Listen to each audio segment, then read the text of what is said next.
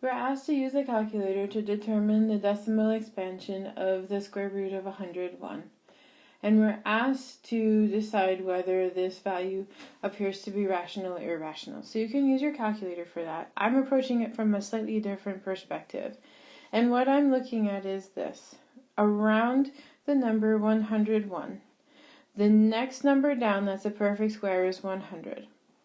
And the next number above that's a perfect square is 121. So the square root of 100 equals 10, and the square root of 121 equals 11. There is nothing in between either of those that we could use for a perfect square. They simply don't exist.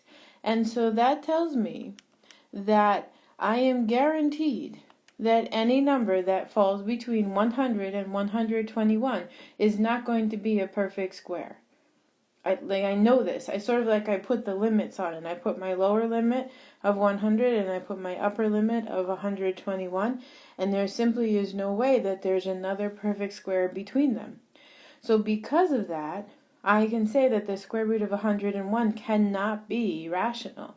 It has to be irrational, because it cannot be a perfect square, because we already found all the possible perfect squares around it, and we know that 101 can't be a perfect square also.